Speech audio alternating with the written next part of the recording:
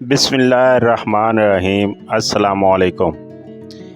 ایک دفعہ کا ذکر ہے کہ بنی اسرائیل کی ایک عورت بڑی نیک، صالح، پاک باز تھی اور وہ ان کے بادشاہ کی لڑکی تھی۔ ایک شہزادے نے ان سے منگنی کی، درخواست کی۔ اس نے نکاح کرنے سے انکار کیا۔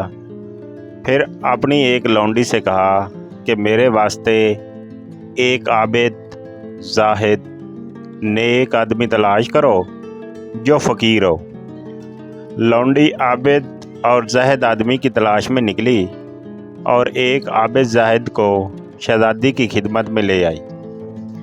شہزادی نے اس سے پوچھا کہ اگر تم مجھ سے نکاح کرنا چاہو تو میں تمہارے ساتھ نکاح کرنے کے لیے قاضی کے پاس چلتی ہوں۔ فقیر نے اس بات میں رضامندی کا اظہار کیا اور یہ دونوں قاضی کے پاس پہنچے اور نکاح ہو گیا۔ شہزادی نے فقیر سے کہا کہ مجھے اپنے گھر لے چلو۔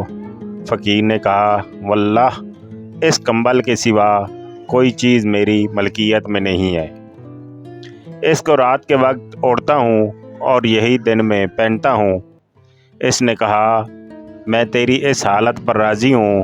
چنانچہ فقیر شہزادی کو اپنے گھر لے گیا۔ وہ دن بھر محنت کرتا تھا اور رات کو اتنا کما کر لاتا تھا جس سے افطار ہو جائے۔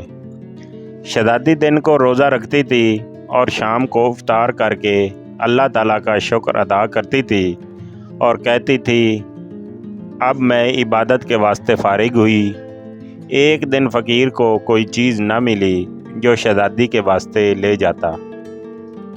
اس سے انہیں شاک گزرا اور وہ بہت گھبرایا اور جی میں کہنے لگا کہ میری بیوی روزہ دار گھر میں بیٹھی انتظار کر رہی ہے کہ میں ان کے لیے کچھ لے آؤں گا۔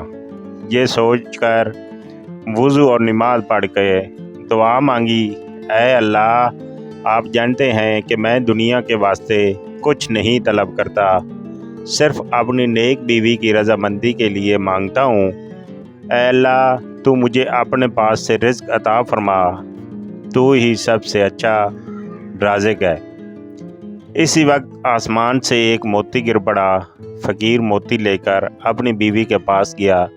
جب انہوں نے اسے دیکھا تو وہ ڈر گئیں اور کہا یہ موتی تم کہاں سے لائے ہو؟ ایسا قیمتی تو میں نے اپنے باپ کے پاس بھی نہیں دیکھا۔ درویش نے کہا آج میں نے رزق کے واسطے محنت کی لیکن کچھ نہیں ملا، تو میں نے سوچا کہ میری نیک بیوی افطار کے لیے گھر میں میرا انتظار کر رہی ہوں گی، میں خالی ہاتھ کیسے جاؤں؟ میں نے اللہ تعالیٰ سے دعا کی تو حق تعالیٰ نے یہ موتی عنایت فرمایا اور آسمان سے نازل فرمایا۔ شہزادی نے کہا اسی جگہ جاؤ جہاں تم نے اللہ تعالیٰ سے دعا کی تھی اور اس سے گریہ وزاری کے ساتھ دعا کرو اور کہو اے اللہ، اے میرے مالک، اے میرے مولا، اگر یہ موتی تو نے ہمیں دنیا میں روزی کے طور پر عطا فرمایا ہے تو اس میں ہمیں برکت عطا فرما، اور اگر ہمارے آخرت کے ذخیرے میں سے عطا فرمایا تو اسے واپس لے لے۔ درویش نے ایسا ہی کیا تو اللہ تعالیٰ نے موتی واپس لے لیا۔